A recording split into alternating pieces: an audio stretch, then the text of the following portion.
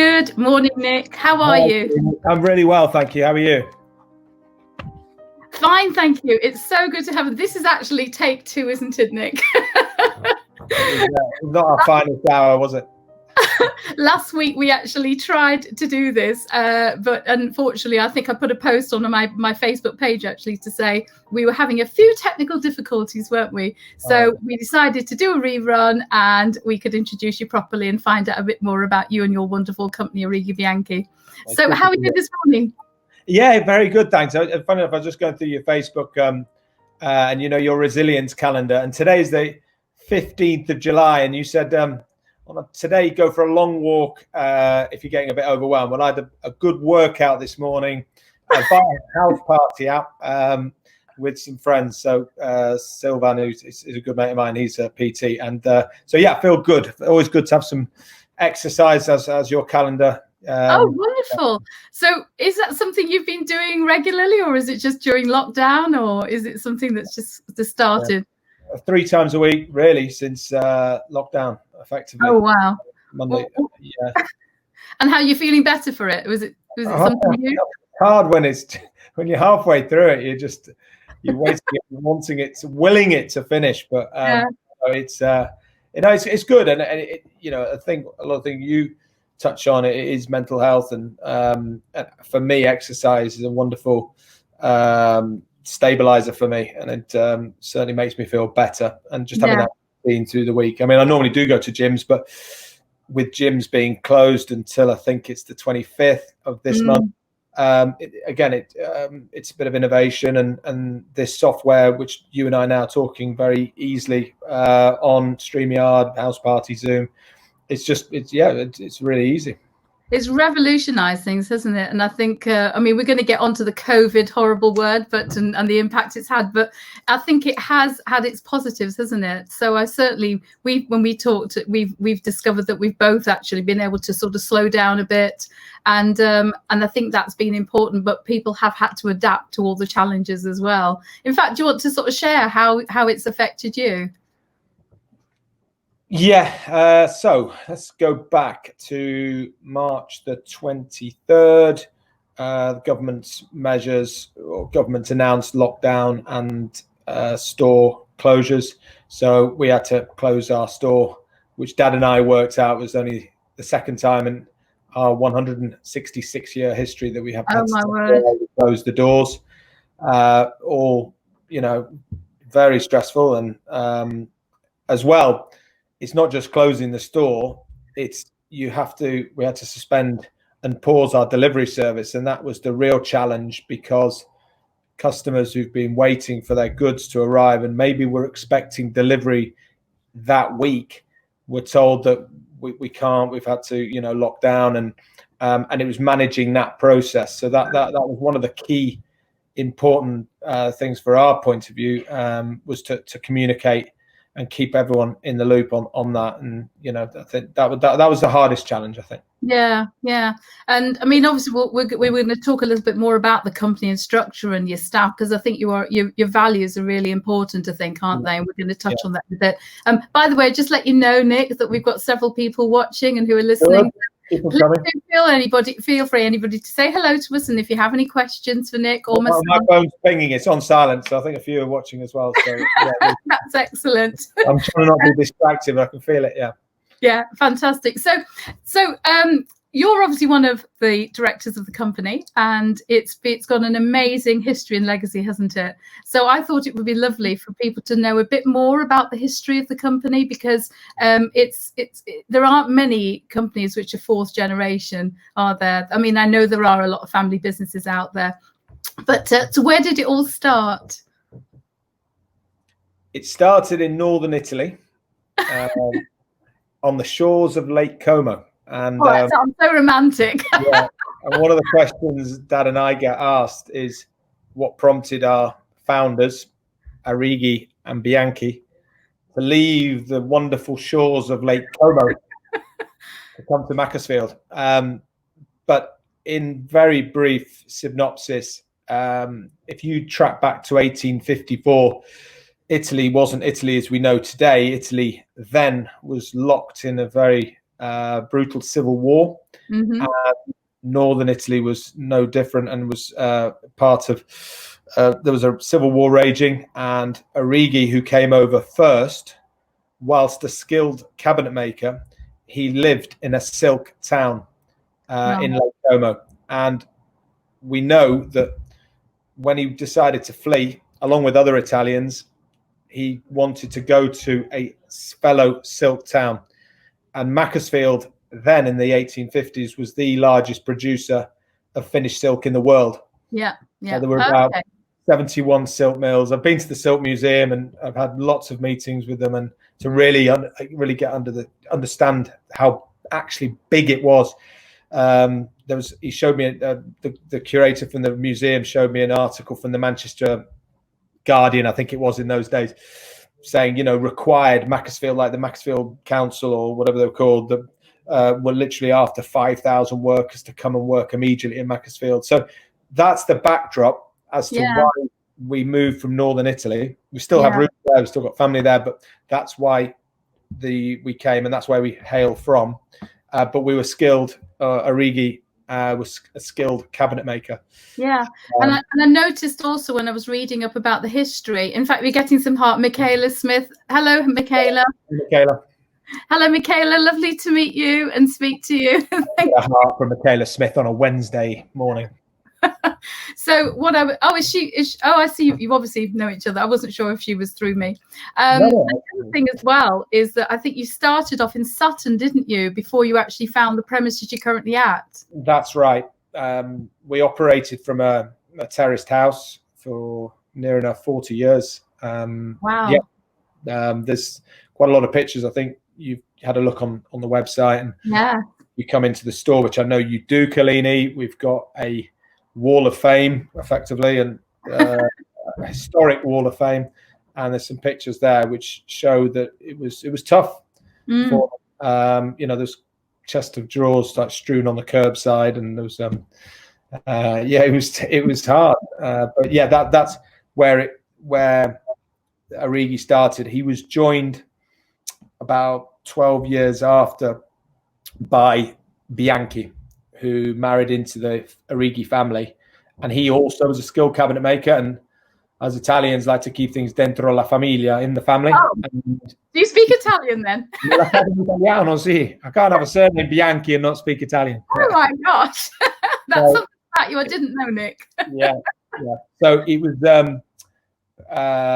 when Arighi in Macclesfield heard about his niece in Italy marrying a cabinet maker called Bianchi. He was like, "Get Bianchi over here. I'm expanding. It's getting big." Oh, and brilliant. So they again, Kalini, there was no StreamYard or Facebook or LinkedIn or kind of get to know you. It was just, okay, I'll come over and hopefully they'll get on well, and they did, and here we are now, 166 years later, still, as you say, in the family, in the business, and we're one of a few members of a special fourth generation family business club. There are millions of family businesses. I think there's 4.8 million family businesses in the UK. Well, chip shops, grocery stores, department stores, but there's very few go beyond the third generation, which makes it very special. So, when he first started, did he have a vision of what he wanted it to be? Or do you think that's just, as the years have gone on, has it just evolved? Because I know that you've added on, you've built onto the building, and you've added things like the cafe bar and so on. Was there ever a vision where he wanted it to go? Or did he just think, okay, it's a silk town and it would be ideal? I think it was survival. I think he winged it. Like I said, there was, when he arrived, he just worked hard, and then he was again joined by Bianchi, and they just were literally up and down. We're not just in Macclesfield, but horse and carts up into the hill, Buxton, into Derbyshire stuff. Just hard work. But then they both were inspired by an event that happened in 1851, which was the Great Exhibition. Mm-hmm.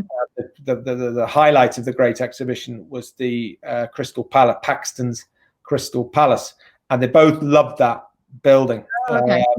And they had a vision that they ultimately did want to extricate from operating in a terraced house to building an emporium. I think the tagline was to suit all classes, and so that was the vision. But it took around 30 years to get to that position where they'd expanded sufficiently. But the inspiration for the building, which you drive by, come in, see off the train, that was inspired by the Crystal Palace of 1851.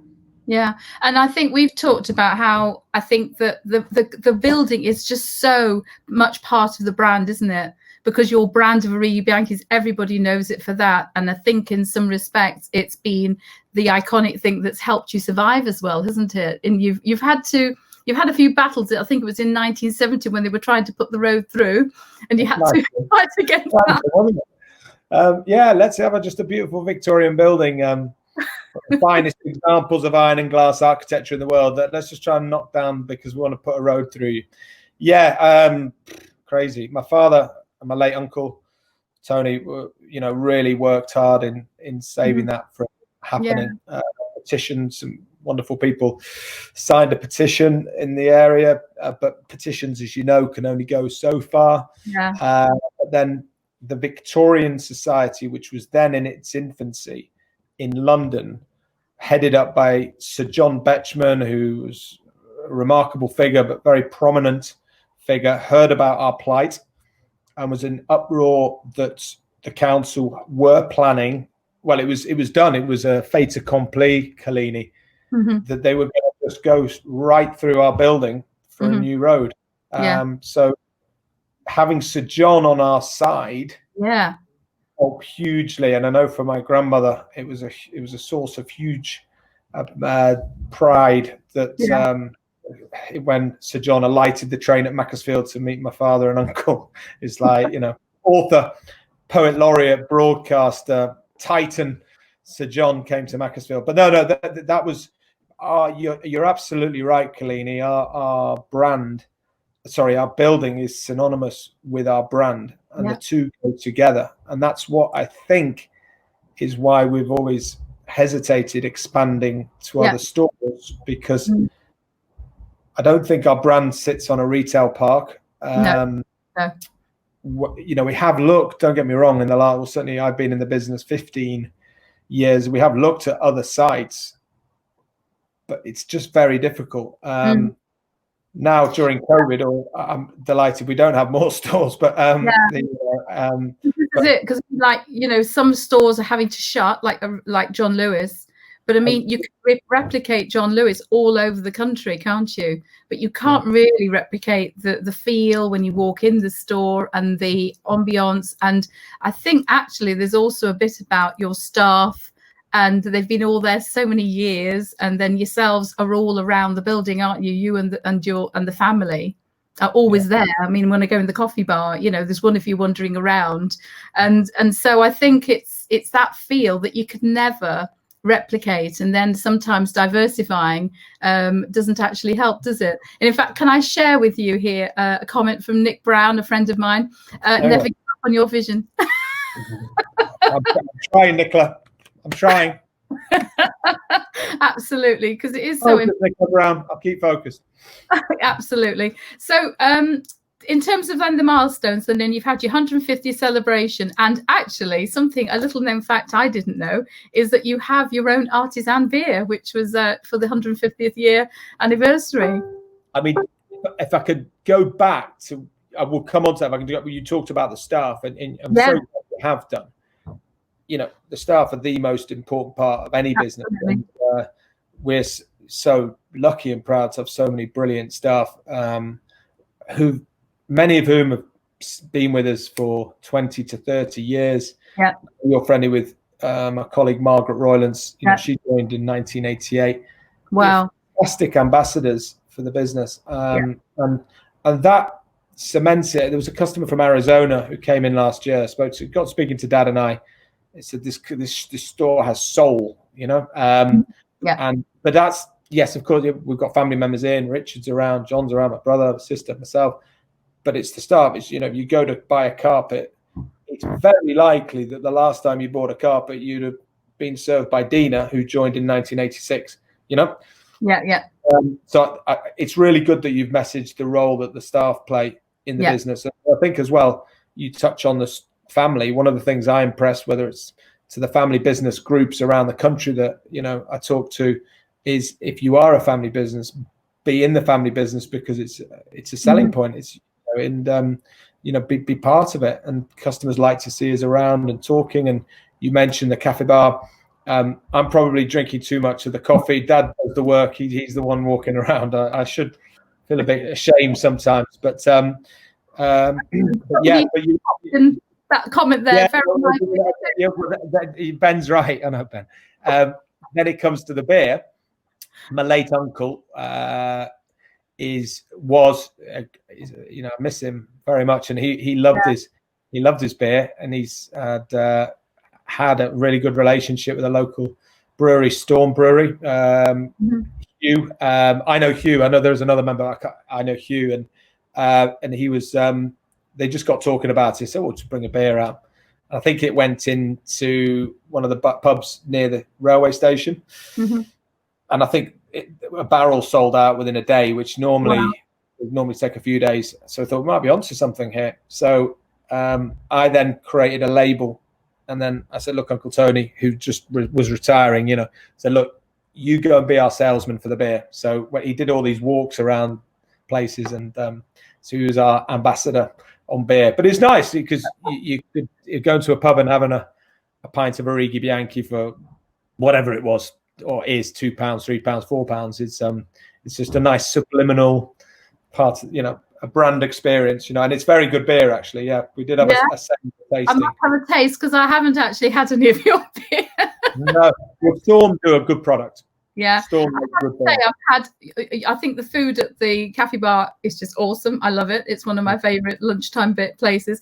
But also, I used to. You talk about Mr. Tony. I mean, I used to love visiting and having coffee with him because you've obviously expanded into so many different buildings. So I used to visit him at the warehouse and have coffee with him. Oh, that's nice. And it is sad, obviously, that he's passed away now. But going back to the history, they took over after Enrico.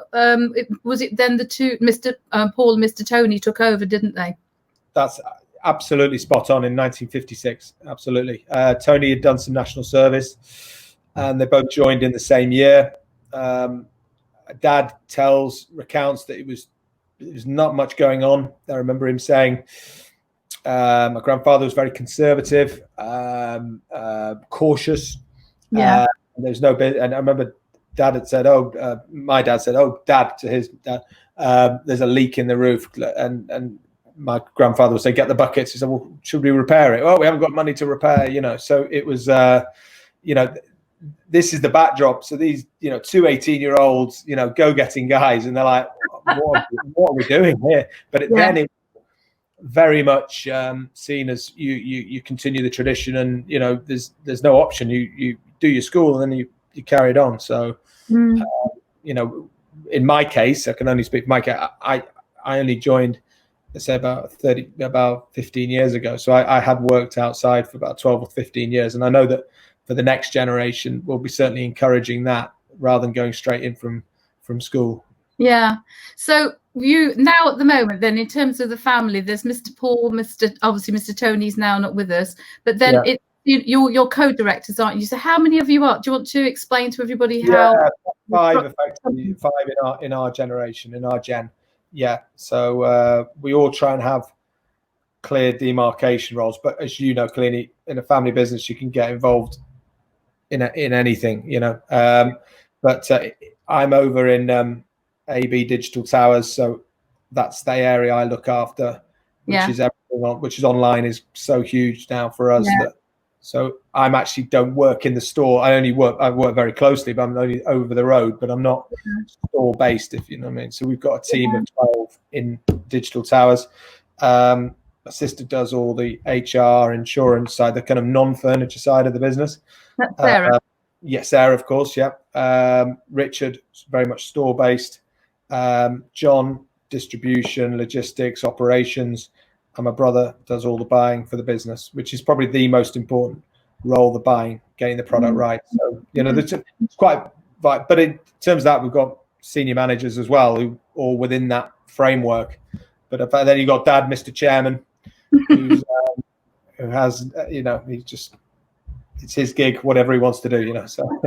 So what's the secret to, you're obviously going to all have different ideas and thoughts and stuff. What's the secret to making it all work? Because you must have, working together in practice can be a challenge. So how does that work? And how have you, any tips you can give for other companies watching on, we're talking, obviously you're quite a large company, you're mid-sized really, 160 odd employees?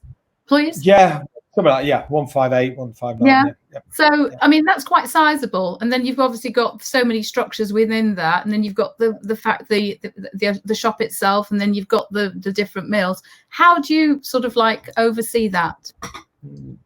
Make decisions? Is that a challenge? Yeah, I think you've got to have faith. I think probably weren't brilliant to that before. You've got to have faith in your senior management team, and delegate.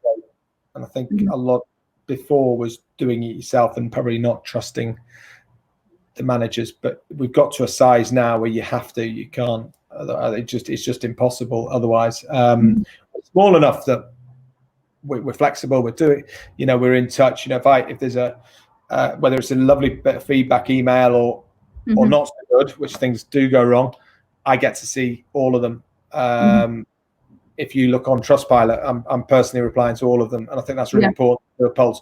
But you have to delegate.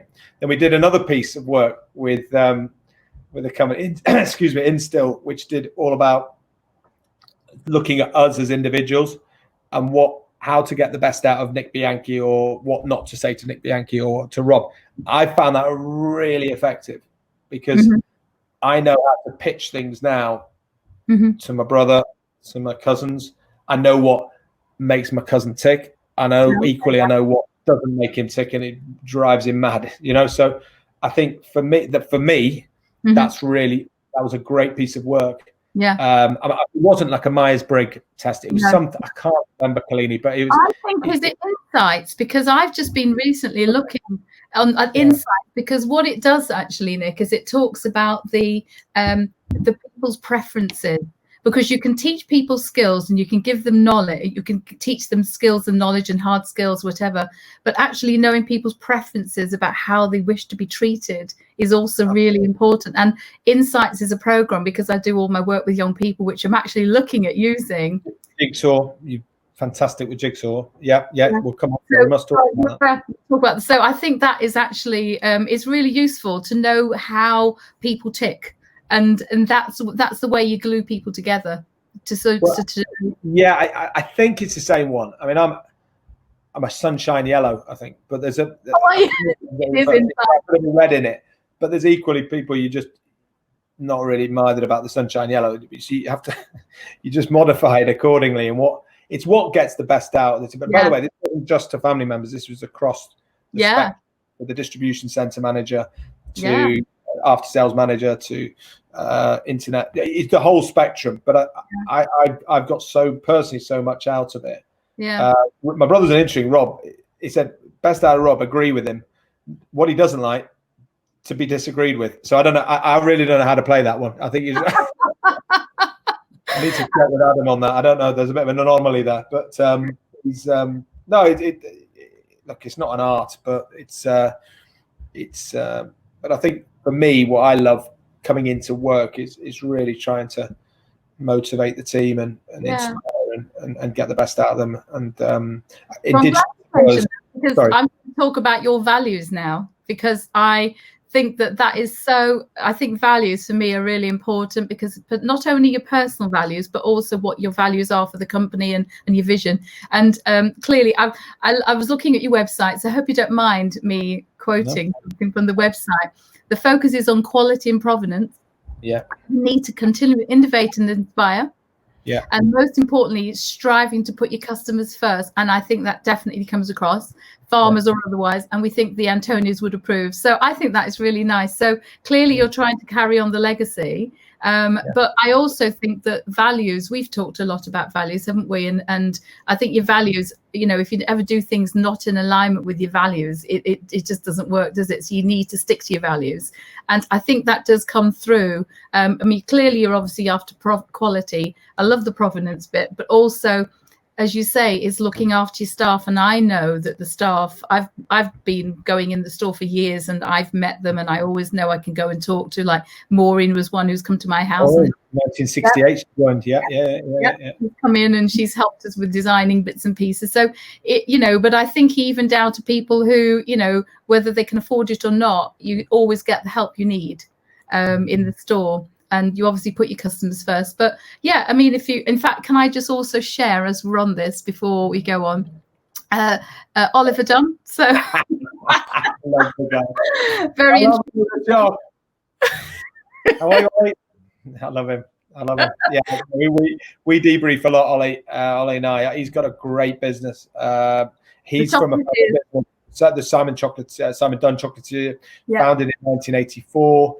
Great family business. Have a bricks and mortar shop up in High Lane, Disley. You must go and see it. But he is constantly challenging himself, and what he does, he's presenting, doing really well. He's very close to getting on, you know, a television gig as well. But he's constantly he's looked during COVID about innovating because part of his business was doing chocolate parties, so that's physically going over, but they've stopped, but doing it remotely. And there's we both love a book called Hunger in Paradise, and just never sitting still, constantly challenging yourself, you know, never getting complacent, never getting comfortable. If it's not broke, break it, you know, that kind of so he's I'm very glad he's listening in, but he's a top man, Ollie, and his wife Kim as well. She's got a great business. Oh, fantastic. So he's given us another comment, and then this is on. Oh, this is really nice. Thank you, Oliver. In fact, I did, Ollie, I don't know if I can call him Ollie. I did actually see your interview. Call him Choc.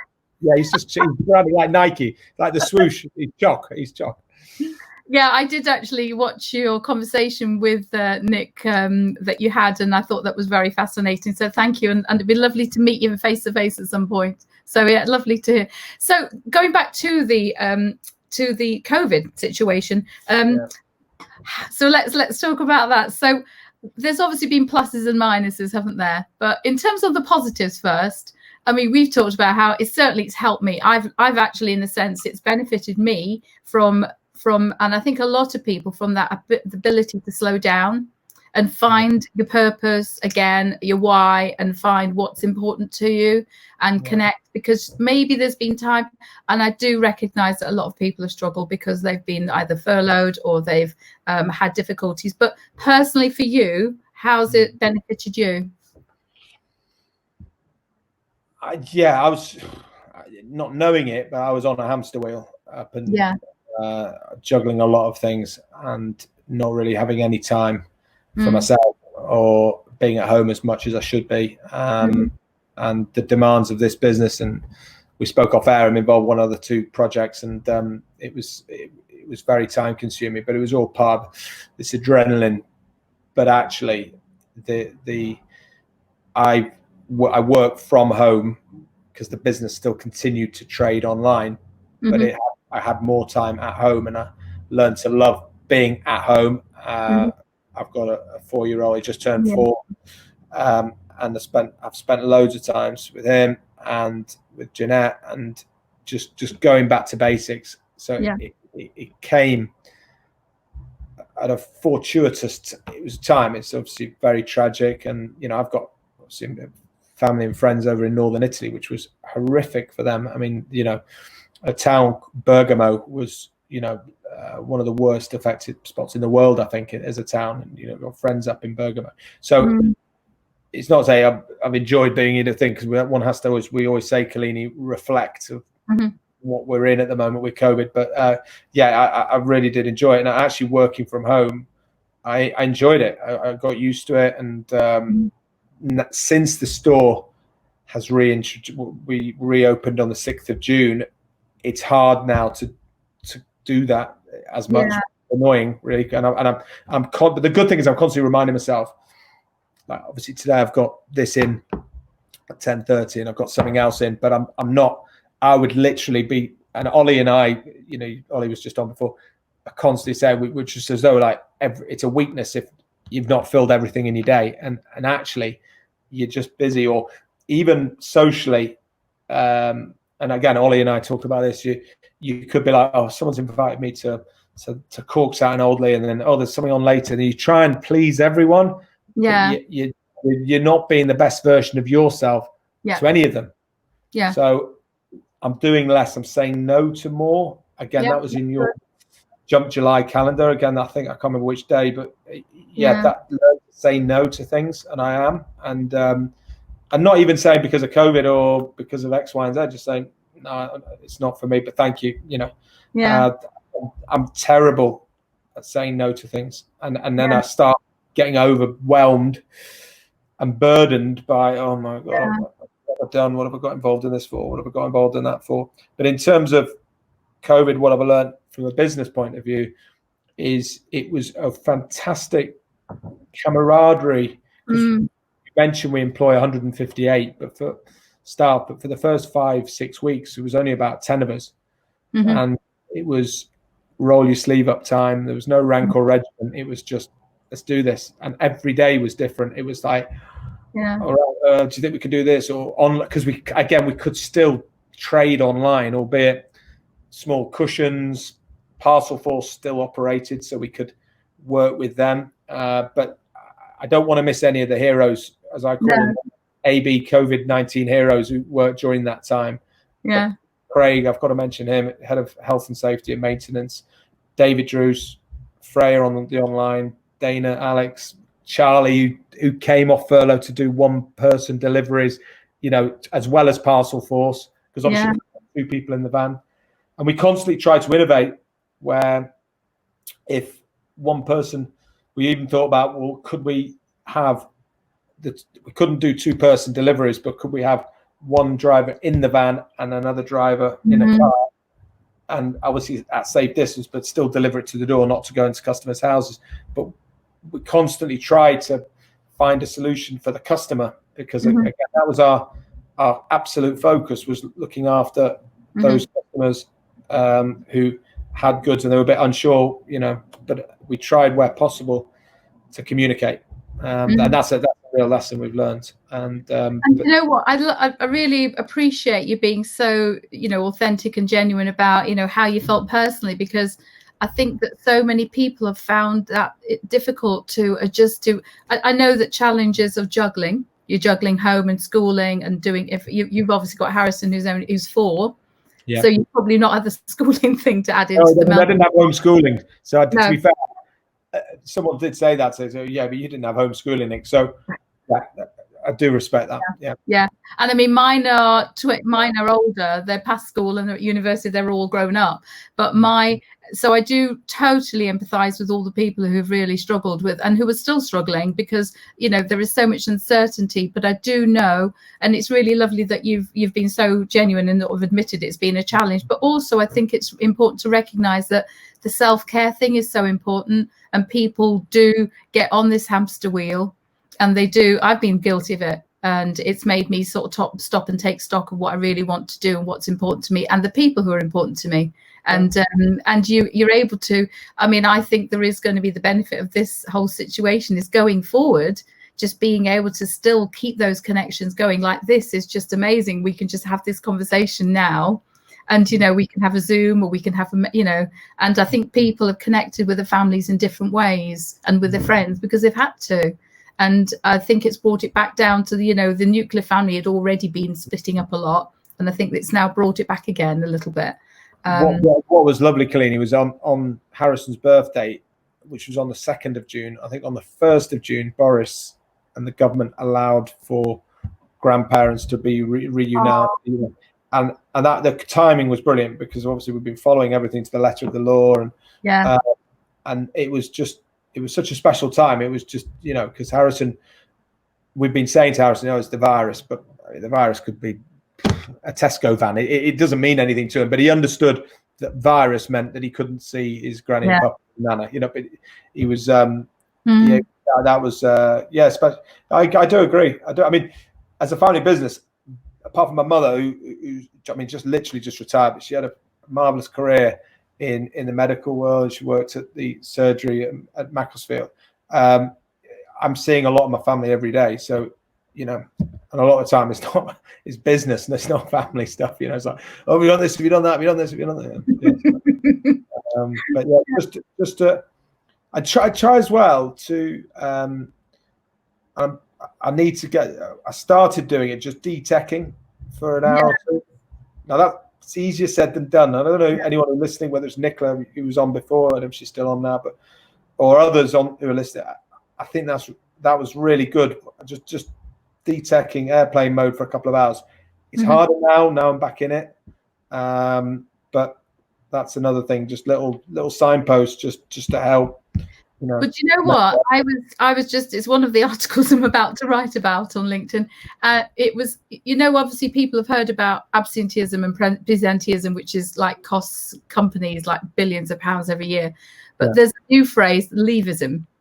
And leavism is LEA, well, leaveism. Leaveism. And it's actually the latest phenomenon that people are recognizing, where it's people are finding, and it's because of tech, they're finding it difficult to actually leave work, and work follows them afterwards. So in other words, they can still answer the phone, they can still take their emails, they can still and so it's almost like you can't actually leave work alone, because you're there with it all the time, 24/7.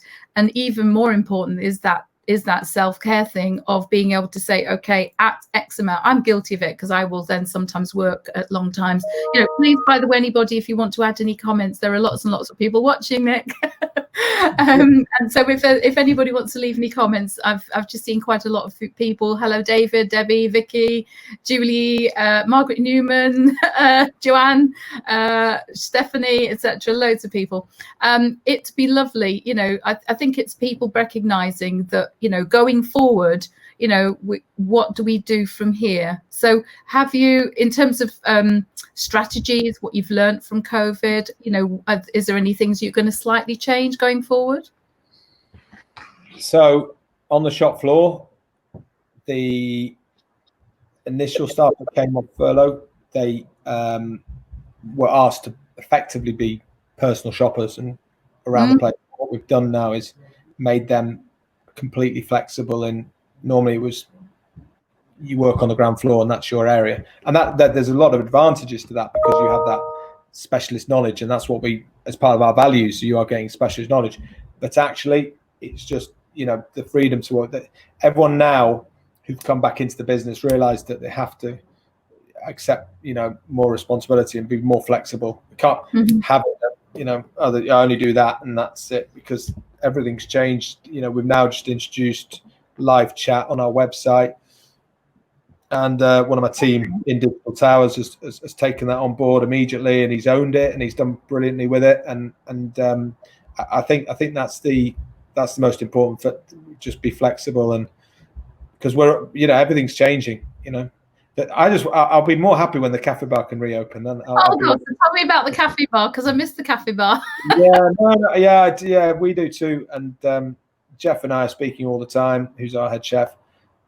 We just felt that on the 4th of July, we just wanted to wait a week or two and just see what's happening elsewhere, see who's doing it good, where we can learn. We don't want to just open it. And it's like becomes slightly a disappointing experience, you know, or we have to introduce a degree of rigidity with bookings. But a lot of our customers are walk-ins, so they've come in to buy a sofa, and they're just like, oh, I tell you what, I've got our brochures here, let's go and grab a coffee or cake or fish and chips or lasagna or whatever it is, a salad. And then at the moment we would have to say, well, have you booked?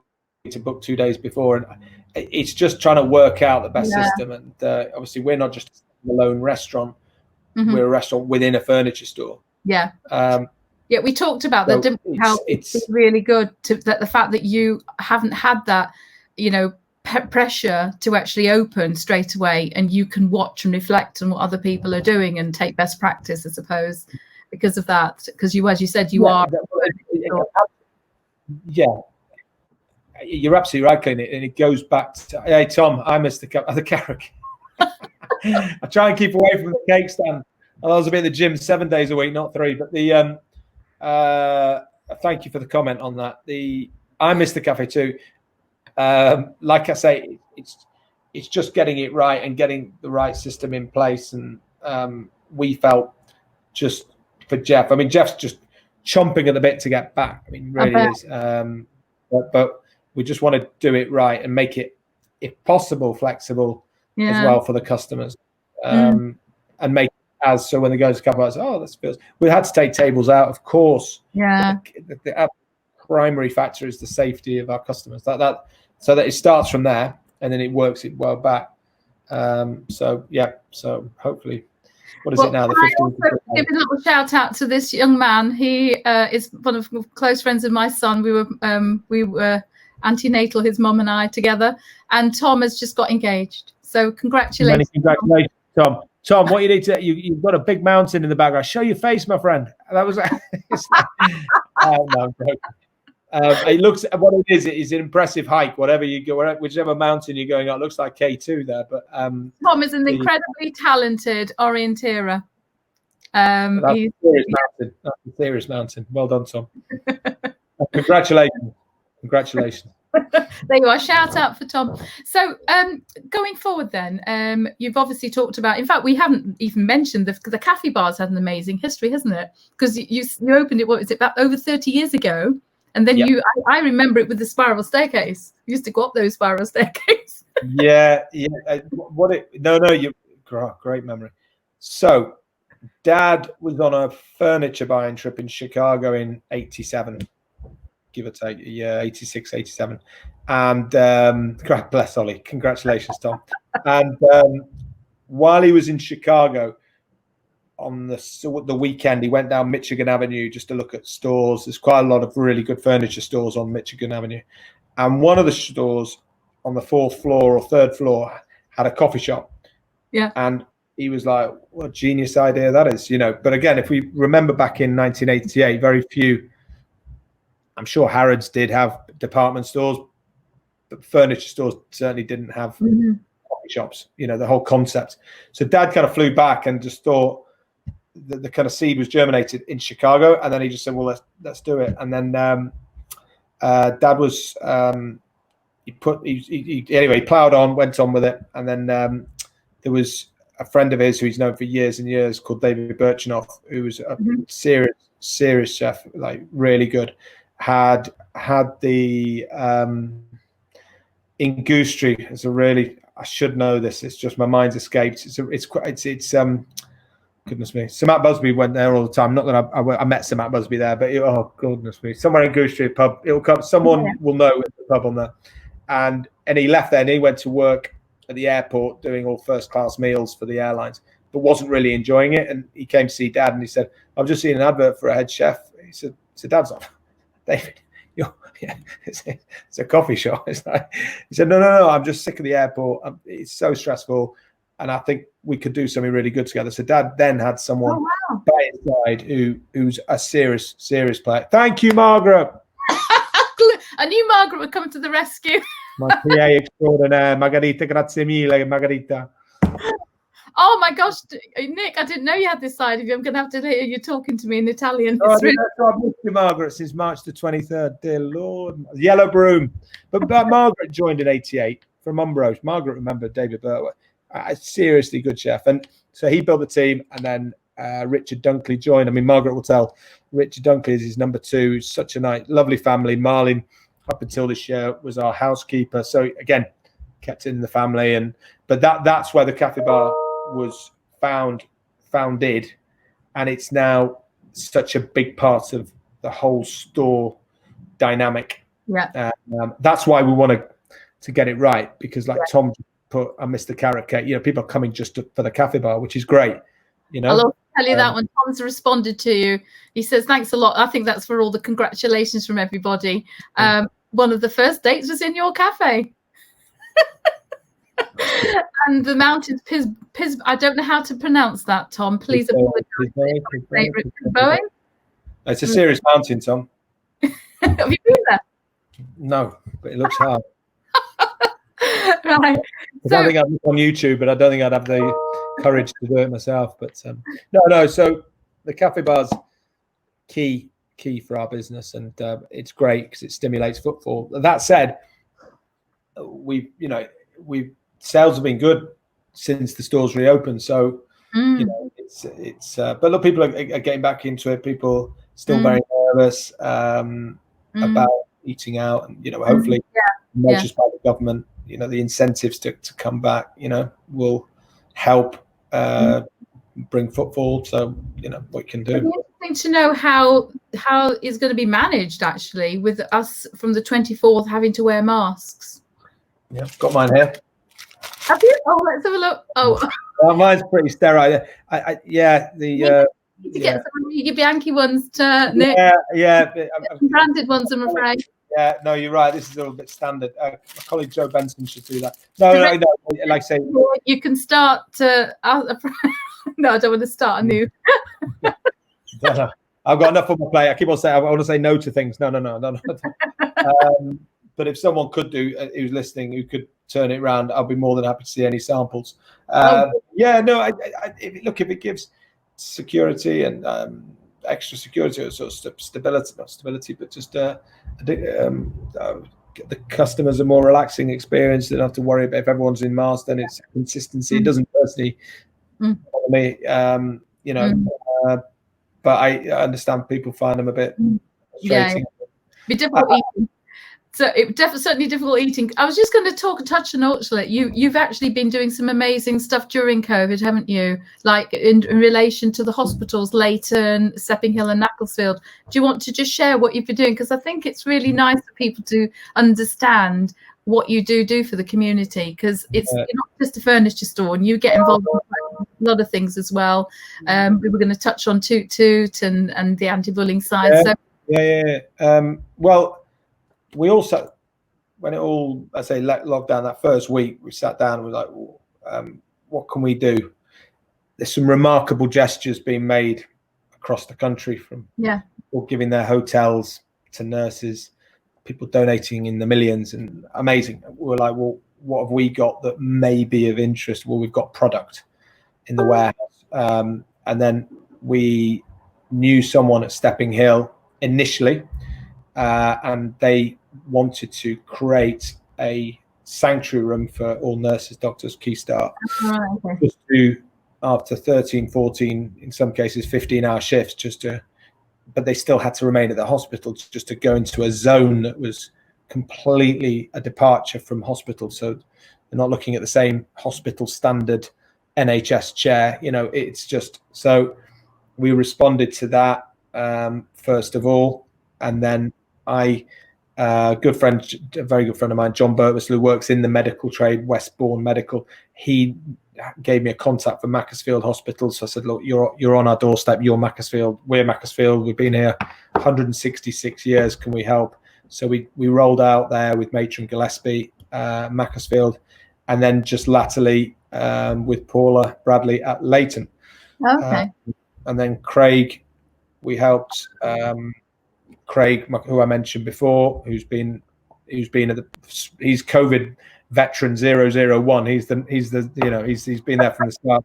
I got a call from Ben from Spire Hotel, Manchester, and he just said, look, we need to move our ventilators from the Spire to NHS COVID treating hospital. Okay.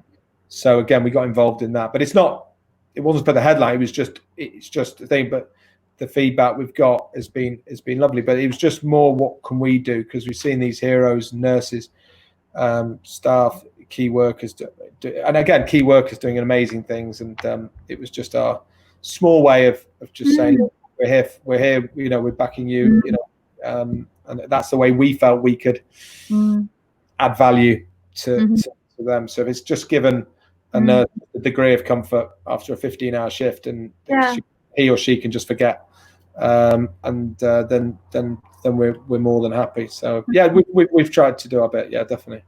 I mean, Jennifer, our daughter's been going into the hospital actually. All right. She's on the shift there today. So she's a medic who her life's been disrupted a bit, and she's had to stop her medical studies, and she's been home.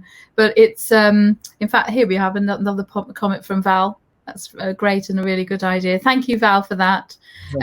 Yeah. So yeah, I know. I think it's a lovely initiative. And do you think they're going to? I mean, obviously, everybody's appreciative of all the NHS have done and all the key workers and staff. So is it something, do you think they're going to try and continue to make sure that their well-being is taken care of long term? I sincerely hope so. I really do.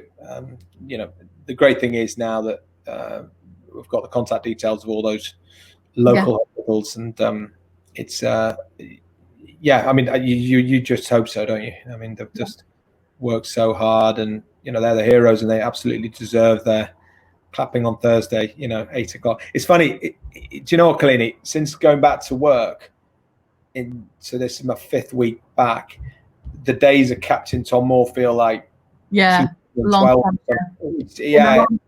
But it was like a blur. But it was there were some lovely moments like Captain Tom Moore and seeing those songs coming out and the nurses. They deserve all the credit they get. Yeah, it's been a long haul for a lot of people, and there's obviously been a lot of anxiety, and people are really concerned about going forward, financial worries and the job security. And I feel a lot for the young people going back to school in September who've missed out on all of the transition period from year 6 to year 7, and the 10s and 12s who've missed out on their continuity of education going into years 11 and 13. There's going to be a lot of challenges with mental well-being, which is something I'm obviously very passionate about. Do you want to tell us a little bit about the Toot project that you are involved with? It's a good friend, Michael Brennan, who set it up, and I really bought into it straight away because he's the founder of Toot, and he was terribly bullied at school, and his story is one that to the point he relocated to another part of the country just to get away from it. But he with help of another someone he met at university, they developed this app to combat bullying first in schools. And did really well, and have done really well, and they've branched that out now into workplace.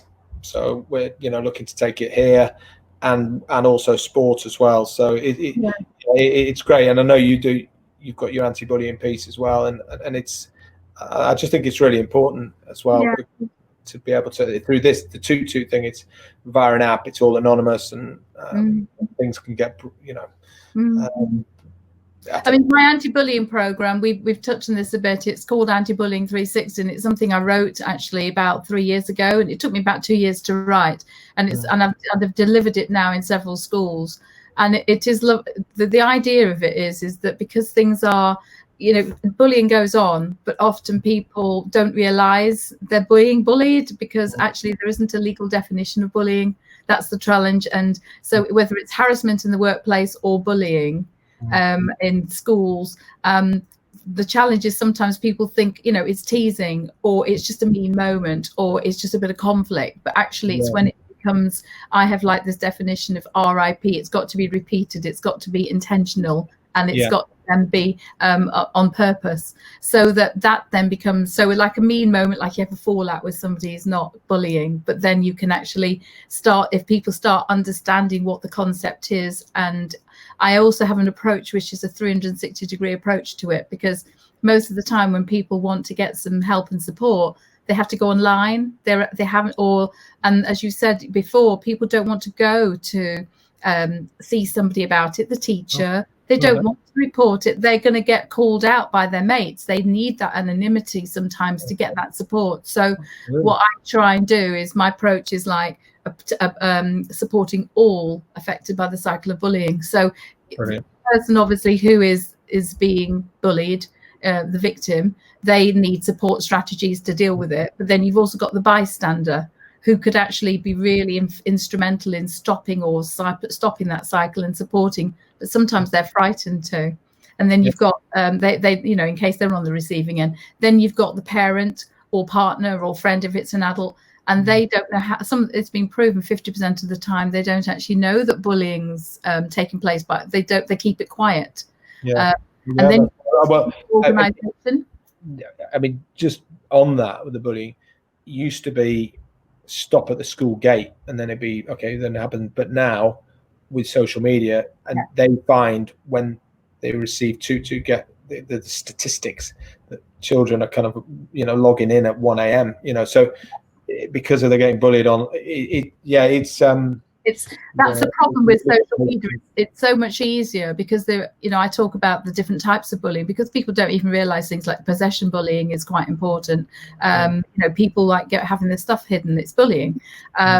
Or just gangs, you know, the gang mentality, and sort of sometimes when you're on the receiving end, you start believing in yourself, believing it's you. So I think what's really important is getting everybody on board with the whole strategy, including the schools and the employers, which I think it's amazing that you're getting involved with Toot Toot. And the program I'm trying to do is also get to the bully, the perpetrator, because they have got to sometimes is often what's going on for them at home or in their private life is what's causing them to be that way. They're picking on somebody weaker because they're on the receiving end.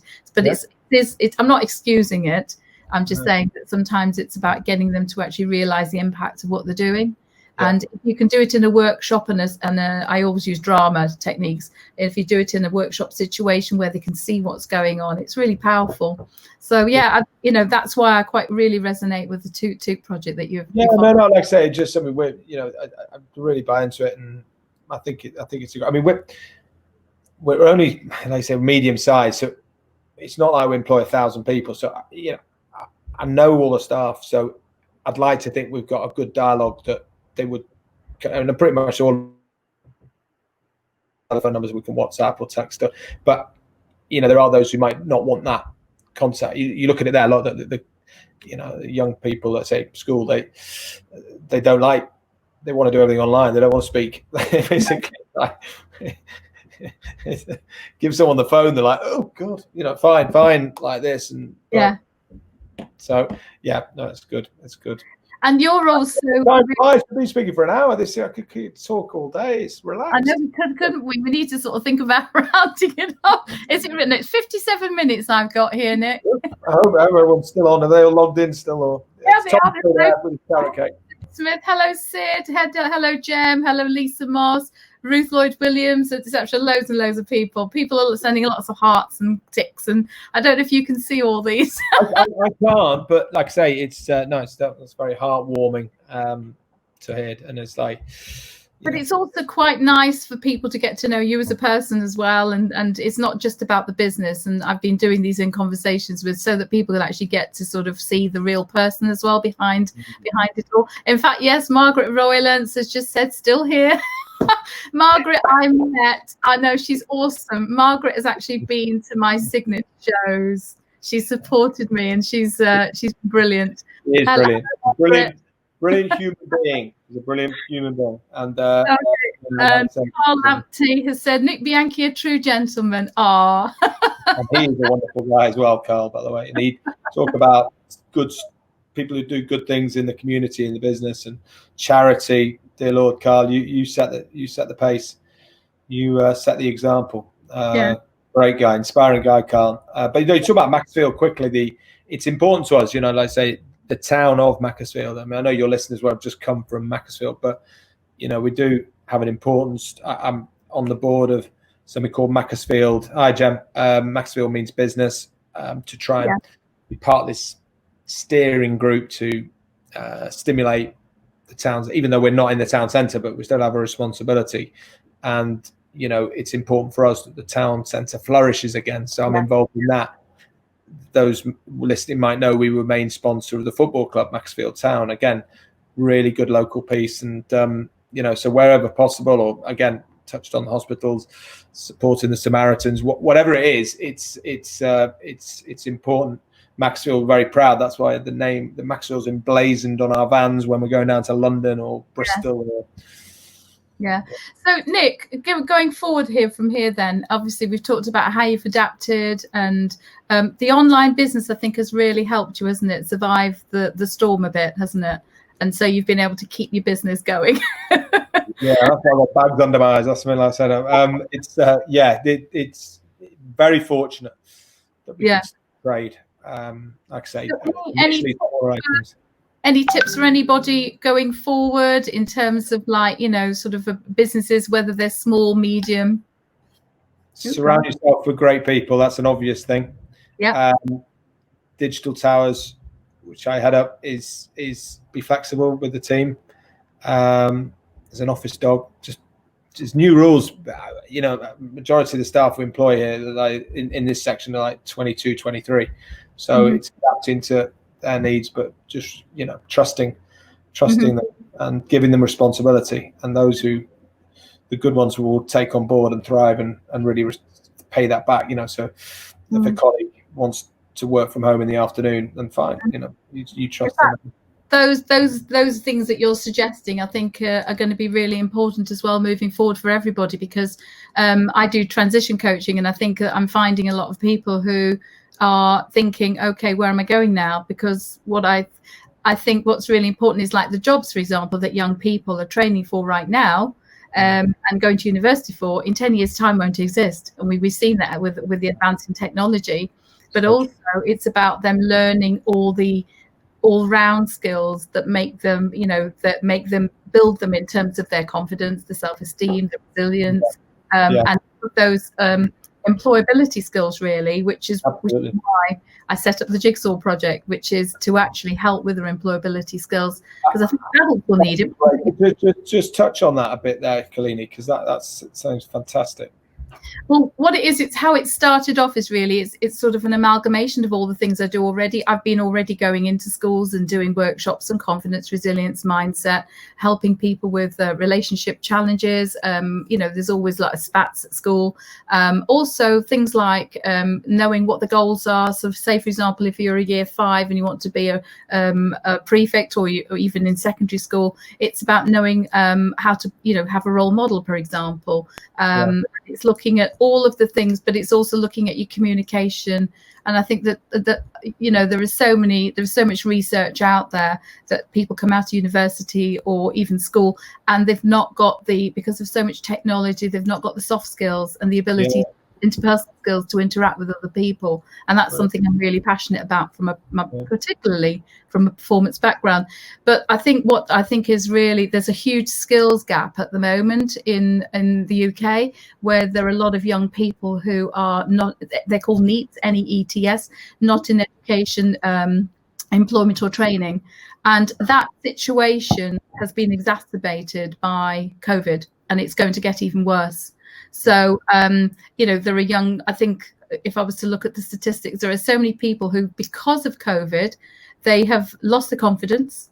They have lost all the time that they've been usually spending with friends, and so they've become a little bit more socially isolated. And I think childhood youth isolation is a big problem. And it makes them, people, when they're actually going out, I know people who are really confident normally, frightened to actually go online or go on Zooms. Similarly, when they're actually going back to school, they haven't had that transition period. So the program is basically, it's called Jigsaw because it's putting the pieces together to actually give people that knowledge and the skills and all the looking at what they can offer to, you know, how they can improve themselves and actually achieve their aspirations. Because as parents, what we want for our young people is for them to aspire to actually, you know, to be happy and fulfilled, be able to communicate ideas effectively, and also to be able to feel safe and secure. So the project basically is like things like helping with the anti-bullying, but it's also all the other challenges like teens face, like they might have difficult decisions to make, or friendship issues, or issues about sexuality, or where are they going in the world. So it's basically like a jigsaw of different modules which put together, and I'm putting it into schools. I'm trying to get grant funding at the moment so that I can actually make it available to schools, so it's not, finances aren't the issue. And then effectively schools can like have me go in and others to do like a module on mental well-being, or it might be a module on communication skills, or on goal setting and strengths, or it might be a module on confidence and resilience and how to build that. So and I think another one is interviewing skills. So I think interviewing skills is going to be a big one. So that's the whole project. And actually, interestingly, your toot, I'm looking to actually make it available so that young people, when the school buy into that, they actually the children can access that support through an app on their phone, so they're able to do that. So that's the long-term plan, and you'll do brilliantly. You'll do brilliantly. It's going to be. It's not just long-term. It's actually I'm actually launching it now. I say it's launching. I've been doing it already, but because of COVID, it's given me the chance to actually put it together into a nice package. And we're calling it the Jigsaw Project, and it's under my youth group signets, so that'd be good. So that's exciting. So we do have a lot in common in terms of our of young people, and I love the fact that you obviously employ a lot of young people as well, don't you? And you need youth in the business, Kalini. You need youth. Their energy, their ideas. But equally in our business, we're lucky we've got long established members of the team who cement the philosophy. So when new people come in, they see it. There's no manual. It's just we employ people who kind of, again, go back to our values: serve and delighting in serving the customer. So my internet support manager who just works below me, David Drews, he's on it. He cares. You know, and sometimes I feel bad because he's texting me at 10 o'clock at night. He's like, I've got to get this order. I've seen that customer. Oh, no, didn't like that. Oh, now you've got to have people who share the same values, who care. And you've got a chance. You've got a fighting chance. And do you know what, though? I think so much of it is like leading from the top, in the sense that you emanate those values, and the family do. And so I think just going back to the role model thing, young people coming in will see the values, and they will then, and it's also teaching them from grassroots how important that is. Look at Dad serving the coffees, you know, in the cafe bar, you know. So you know, someone coming in on trial. So, well, who's that distinguished gentleman with the grey hair? I said, oh, he's Mr. Chairman. Oh, right, okay. And he's taking away cakes and coffees from, you know, it's, you know, we're just humble shopkeepers, Kalini. I feel like. So we've got one. What a guy.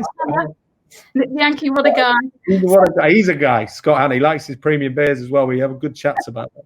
So, Nick, we've had an amazing conversation. I don't know if there's anybody got any questions for us, but it's been so lovely talking to you. And we did talk about maybe we might have a follow-up anyway in the future. And 100%. No, it's a pleasure. I'm glad part 2 worked out better. This is my anxiety is not high because, as I said, we were all sorted, whereas before it was.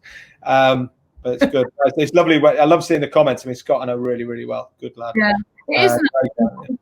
What you're also not seeing at the moment, unless you have, I've actually got so many people, Francesca, people who are saying hello and who've been watching. So fantastic. So thank you, everybody, for your support. And it's been amazing talking to you, Nick. So wait for installment. Grazie mille. Oh, go on. Are you going to say that again? Grazie mille. Thank you very much. And it's goodbye from me. Thank you, everybody. I've got a few talks coming up, but I'll be putting it in my page so that everybody. Oh, here we are, Heather. Now, can I mention my lovely friend Heather Tebay, who runs Local People magazine? And I write for Heather regularly for about 3.5 years now. And she is awesome, and what she does also in the community. So obviously through the written word in magazines. So yeah, so thank you, Heather, for that. That's lovely to hear from you.